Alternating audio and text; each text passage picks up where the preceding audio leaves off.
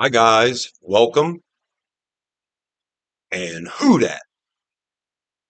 I'm Joe, and today I want to talk about the state of the front office, the state of the organization as a whole, and what we as Saints fans can expect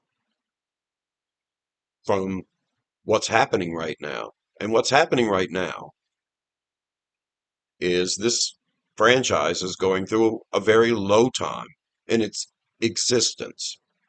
It's really hard for me to say that and mean it because I'm 53 and I've been a diehard Saints fan really since 1981 when I was at 10 years old when I really started watching the team. And the reason why I did was because up until then, the Saints were losers, perennial losers. And in 81, we got a brand new coach, Bum Phillips. And then we went and got Kenny Stabler for quarterback, Earl Campbell for running back. And I thought these guys have had success. Maybe my team's going to be good and we can finally start watching them. Parents didn't watch them when I was growing up before I was 10 because they were bad. I don't recall seeing Archie Manning play all that much as a kid because we really started watching it when this change happened. And what was ironic was the whole experience in the early 80s, we were still losers, but we were close. We were close to 500. We were close to being a winner. So that was the best you could hope for. And so it was almost like in that 81, the whole time Bum Phillips was our coach. It felt like we were better, competitive, way better than we ever had been, even though we were still technically losers. So I don't look back on those days and feel like that was a bad time. I mean, we used to win 4 or 5 games and then all of a sudden we were flirting with 8-8, which was fantastic. So the real low point for me as a Saints fan started in the mid 90s when after this 6 years of having non-losing seasons under Jim Mora, Mora became the GM and the team. We started letting players go in free agency. We were getting old and we never really built the team up very good. I think Mora becoming the GM was kind of like the downfall of that era. And that era was a fantastic era in Saints football. 1986, 1985, 86 through 92. That was unprecedented winning in these parts.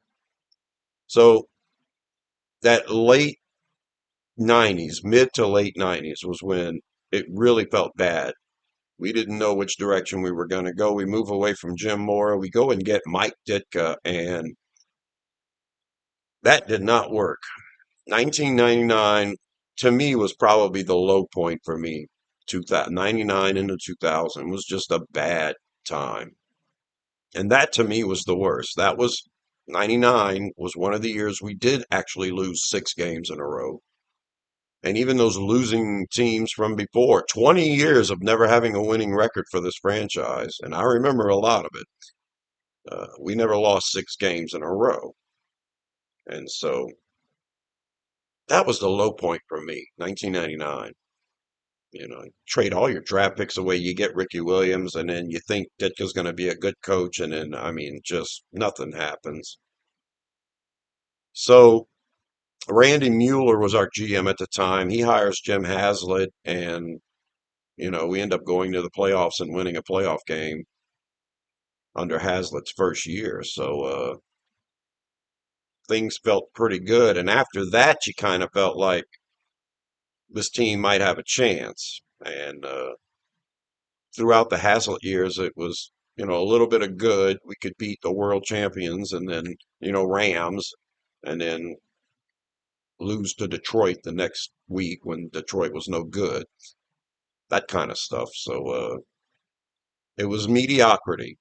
But in 2005, when we finally lost 6 games in a row again, that was the Katrina year, and the team was displaced. And I don't know what coaching staff or even what organization in front office could navigate that and come out at the end that particular season with a winning record. I kind of felt like Jim Haslett got a bad rap or a bad rep with that one because you know who's going to win? Who's going to win in those situations? So if Haslett would have remained our coach and we would have given him an opportunity, one more year to come back to Louisiana, reopen the dome, and see what you have then, and then make a decision after that, we would have never had Sean Payton, Drew Brees, all that. Uh, Mickey Loomis became our GM in 2002. So Mickey Loomis came in, had Haslett as his coach, and Mickey Loomis was the guy that made the decision. Talk about excuses. You had an excuse with Katrina and the team being displaced, but there was something there. He wanted to make a change, probably wanted to put his stamp on the team too, and then he goes and hires Sean Payton. They signed Drew Brees, and for 15 years we were a very competitive team, one of the best in the league, and never had to worry about losing 6 games in a row. That kind of stuff. So Sean Payton loses Drew Brees. Sean Payton can't make it work 1 year without Drew Brees, and then he hightails it out of here like a coward. He could burn out everything else, whatever. I guess he could have came back and been our head coach. He could have taken a year off and came back. It could have been a interim situation with Dennis Allen, right? Whatever.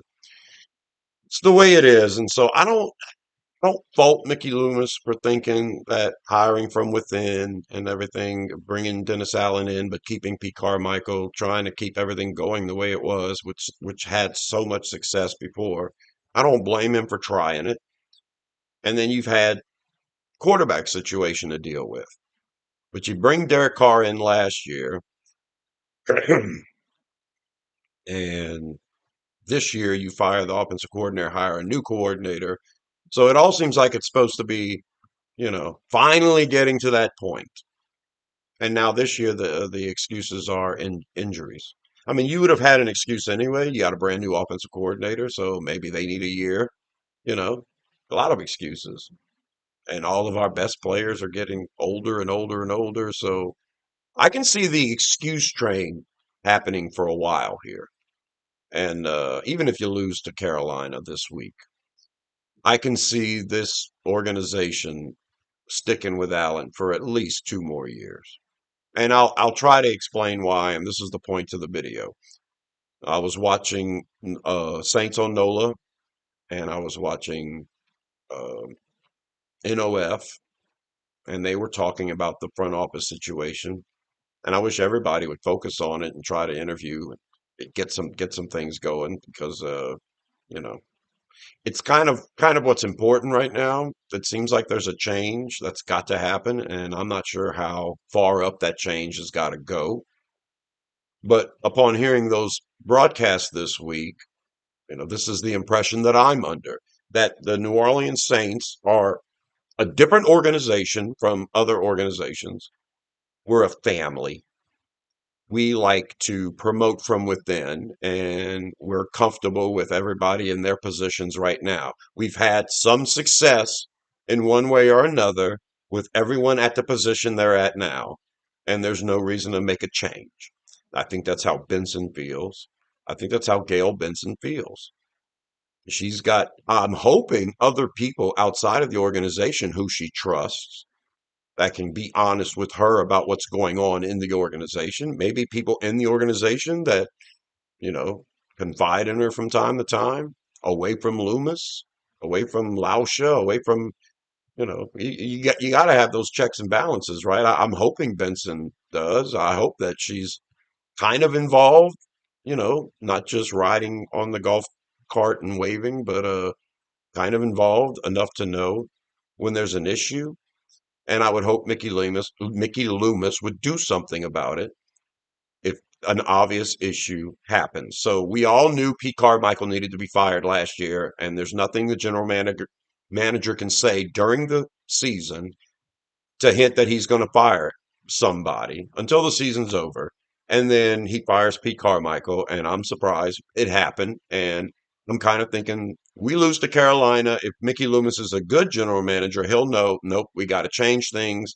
He's not going to tell you anything, but he'll keep Dennis Allen on, even though losing to Carolina would be a good reason to cut bait. You're not going to hire your new head coach on an interim basis right now, I don't think. I don't think that's going to happen. I don't think our special teams coach would eventually be our head coach unless we go on some mad winning streak. And if we go on a winning streak, that'll probably be under Dennis Allen. I don't think Loomis is going to let Allen go. So we've heard Loomis talk about this before, where he says if you don't, if you cut loose a coach after 2 or 3 years, you don't have the time to really establish anything. So Loomis has said this on a number of occasions, and it's rung true so far. I mean, he hung in there with Hazlitt for 4 years, I guess, 2002, 2003, 2004. 2005 was the Katrina year, and then he fired him. So, I mean, it's in Loomis's capability to cut bait on, less than 5 years. And he had so much success with Sean Payton, didn't have to worry about it. But I'm under the impression he's going to keep Dennis Allen as his head coach for at least 2 more years. And he's got the perfect excuse right now with the injuries. And like I said, brand new offensive coordinator. You just got your quarterback last year. So yeah, there's, in my opinion, no way this general manager is going to view the failures of this season as a failure of Dennis Allen and Loomis's ability to pick a head coach and all that stuff. He's going to think they're on the right path. He's going to keep the excuses. And like I said, this organization operates like a family, and he said he doesn't want to cut loose coaches, not early. He wants to give them a shot. So that's where we're at with Loomis and Dennis Allen. I mean, worst case scenario, we have a losing record this year. We keep Dennis Allen, and it's the same mediocre to losing stuff next year. Before we ever see even a change at the head coach. Now, I think you need a change at the general manager, and right now, Mickey Loomis is basically, if not the most tenured general manager in football, among the top two. No one in sports really keeps a job for 23 years, but that's how long Loomis has been our general manager.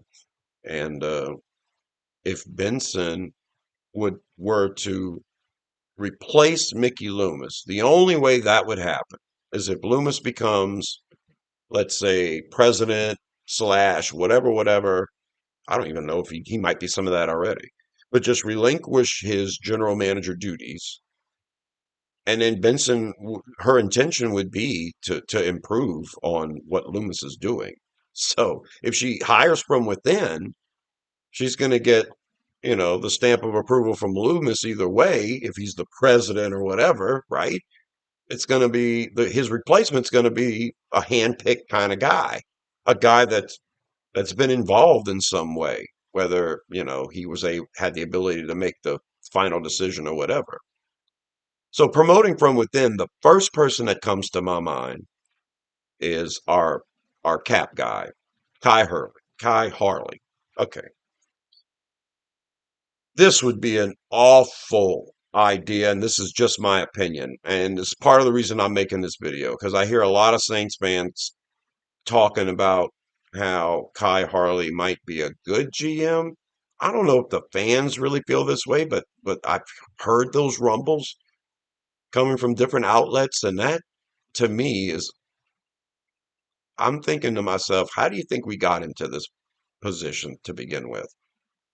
So the position the team is in now, you can have a list of 10 options. Why do you think the team is losing? And you can list it off. The starters aren't good enough. The backups aren't good enough.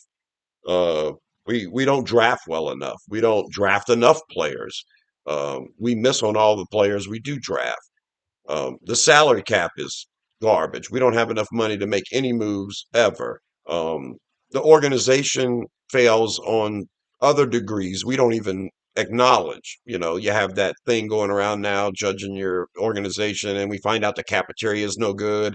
You know, maybe it's travel, maybe it's something else. Maybe all these things might affect the players. There's lots of reasons why that everything's under construction right now, right? I mean, that might be inconvenient for these guys. Maybe they're not playing good because they're not in a routine that they're happy with. I mean, it's all kinds of excuses. So you can have the list, but at the very bottom, your option's going to be all of the above.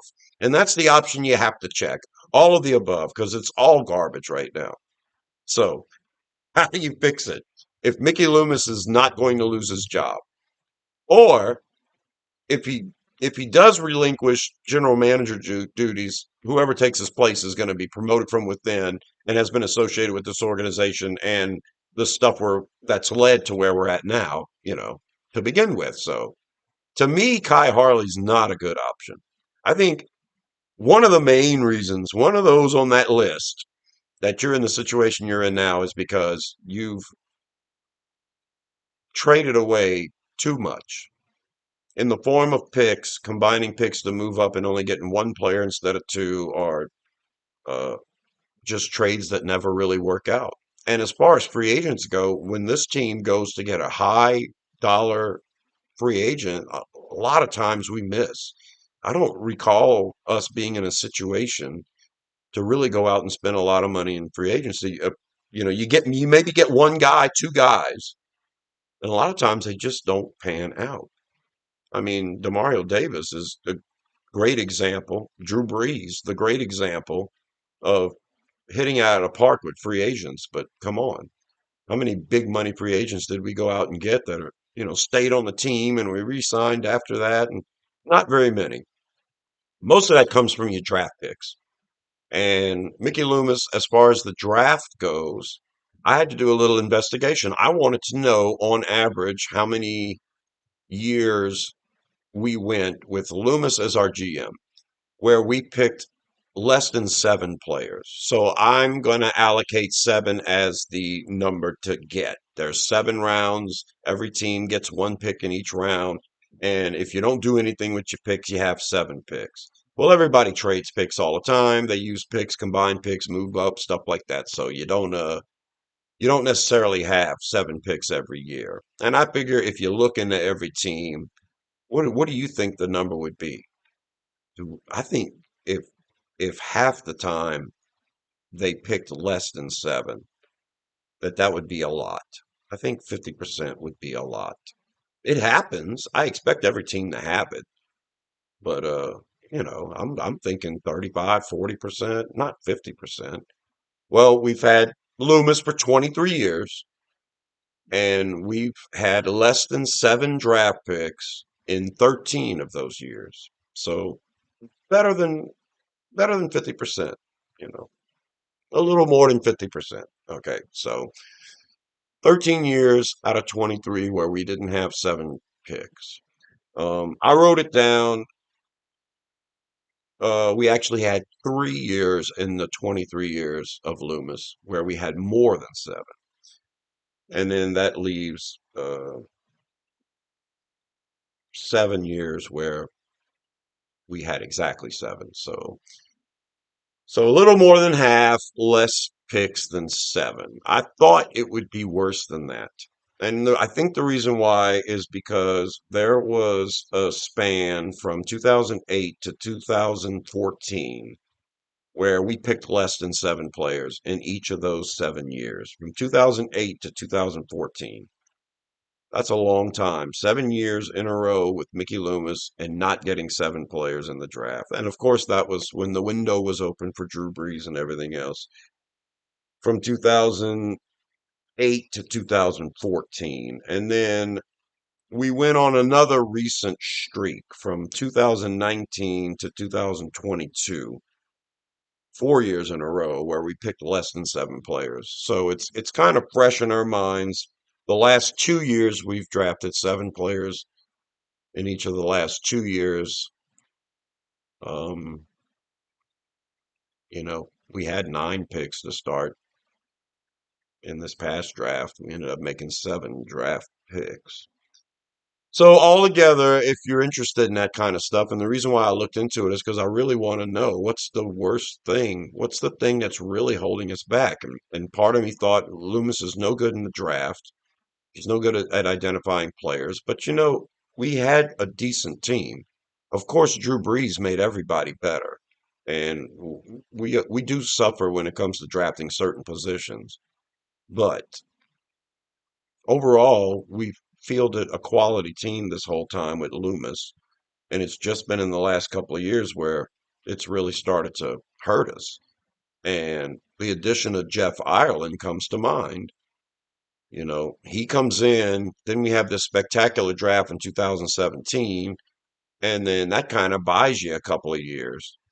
But quite honestly, what have you done for me lately, or what have you done for me at all besides 2017? So I got to look at Jeff Ireland, who's really in control of scouting and getting the college players all lined up for us. And, he has a lot to do with that.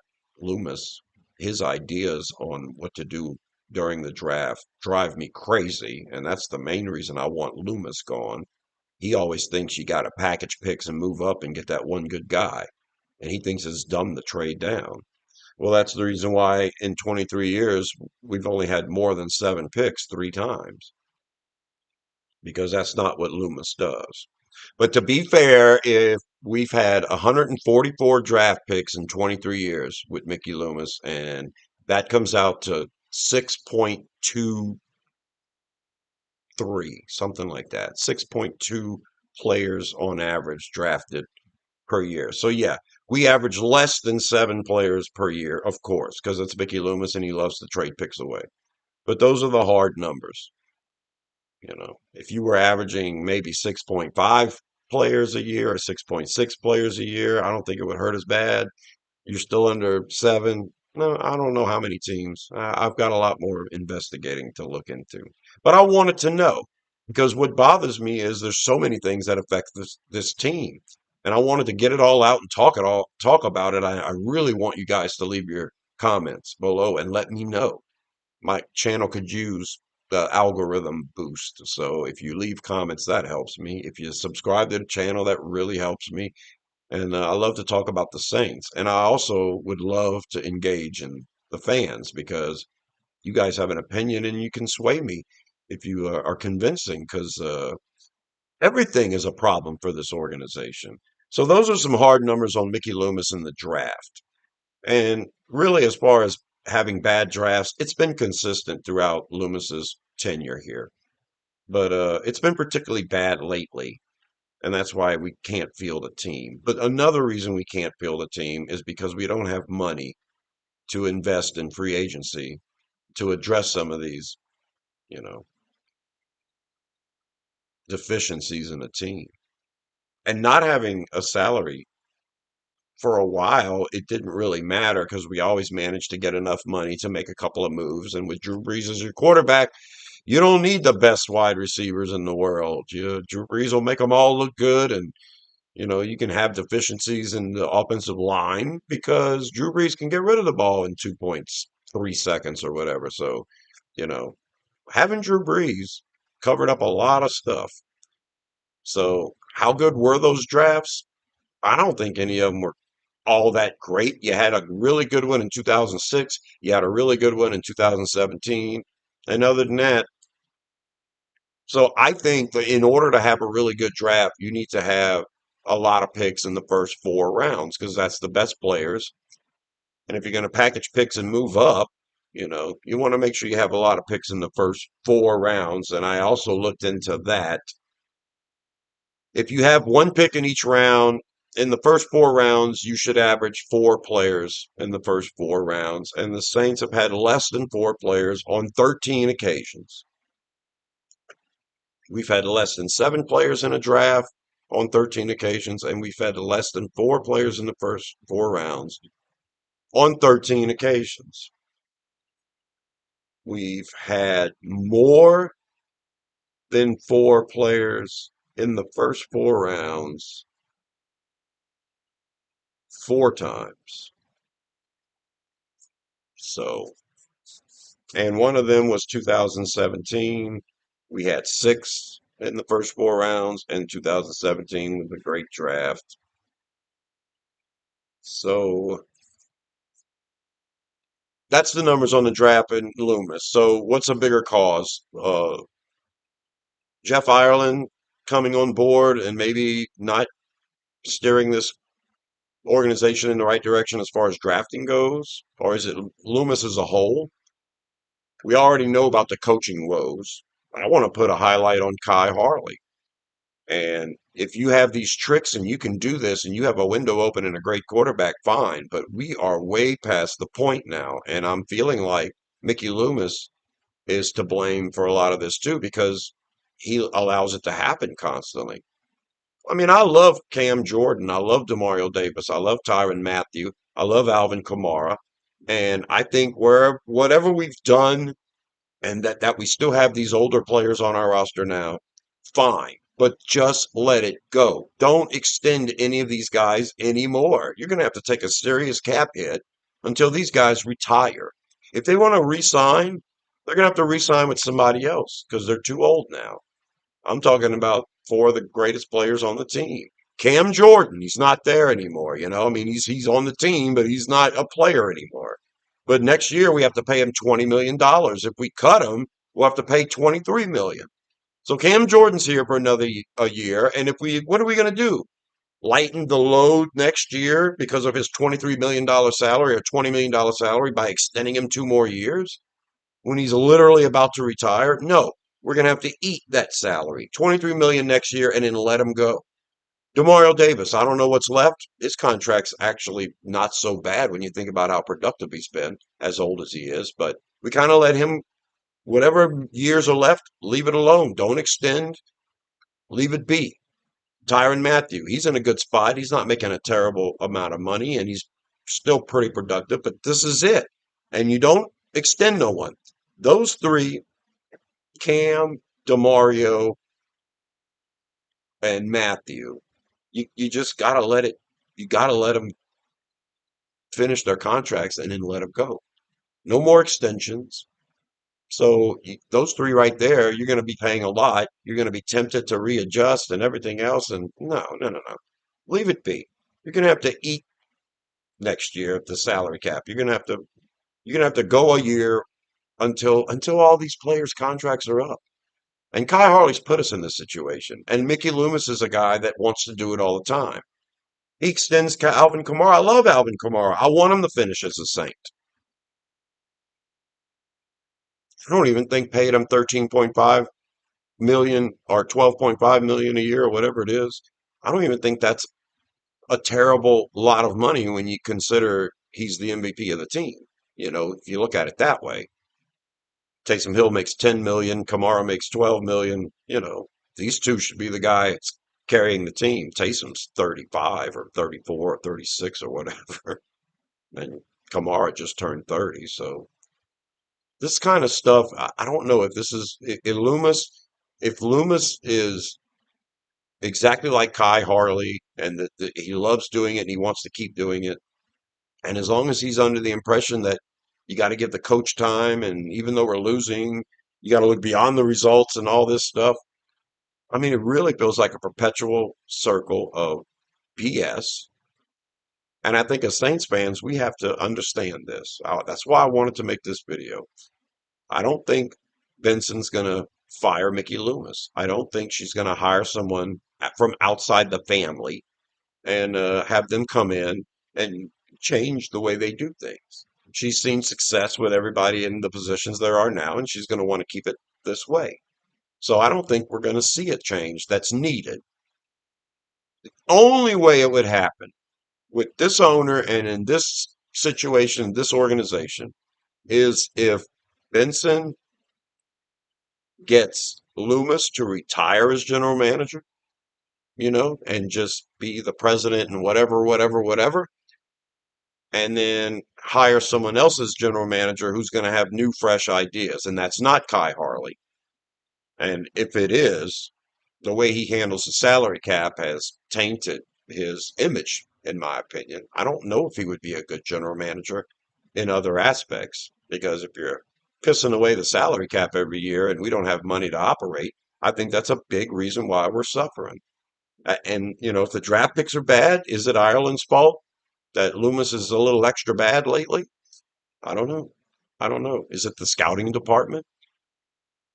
We have to change the strength and conditioning. And then, now we have to change the medical staff again. Nothing seems to be working right. Are we playing on the right turf? Is everything scheduled right? Is a head coach really screwing all this up? I mean, is it really him that's that bad? We look at Dennis Allen, and none of us are inspired to go out and play football. There's a time and a place for a Jim Mora military style discipline, and after a while, that might wear thin on some of the players. Even though you have success, after a while, you might be done with it. So whatever Dennis Allen is as a head coach to these players, maybe he's a great head coach. Maybe the players love the way he's situated everything. But the results are you're a loser, and so that's got to bother you a little more than everything else. I mean, would they enjoy the situation under Dennis Allen so much that they'll accept losing? I think looking beyond the results is just to try to figure out what you can do to really make this team as good as it can be. Because the results are the results. Dennis Allen's not a good head coach. We haven't had a lot of success. So, but I don't think it's going to change. It's my opinion. I think that the organization, the way they're built, the way they operate, they're going to keep Allen for a couple more years. They're going to give him every chance possible. They might even try to draft his own quarterback after Carr. I don't know.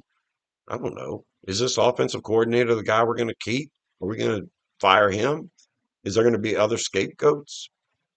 So that's the way I look at it, guys. I'm thinking Loomis is going nowhere, but there's a chance that we can still operate with Loomis as the general manager if whoever takes Ireland's place can convince Loomis that every now and then you don't need to package everything and trade up. Okay.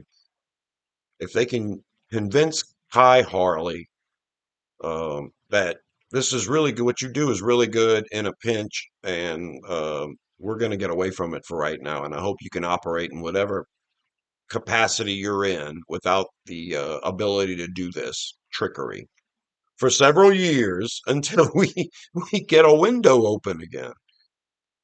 So now, does that require drafting a good quarterback, the quarterback of the future? Yes, it does. Is that going to happen in this draft?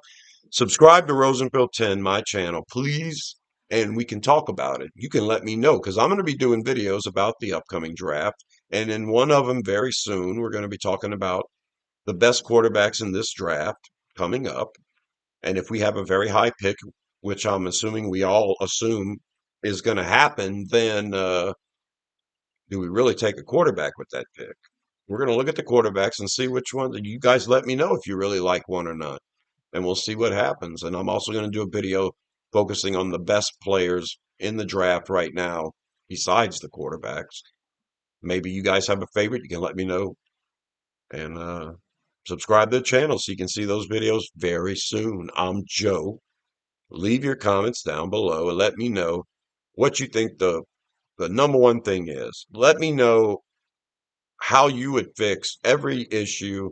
And since there's so many issues, um, you don't run out of characters on YouTube comments, right? So you can let me know, and I'll read all of them because I don't get hardly any comments, and I would love to know what you think, and I'll engage with you. Let's figure this thing out. Hey, it's for my sanity, hopefully for yours too. I hope what I'm talking about got your brain moving and thinking and maybe weighing because, it'd be nice to fix all of it, but the state of this organization and this owner, all I know is the worst case scenario for me is if Benson sells the team and the team moves. And so that would be the worst thing. So hopefully we can get something better than that. Let me know what you guys think. I'm Joe, and I'll talk to you later. Who dat?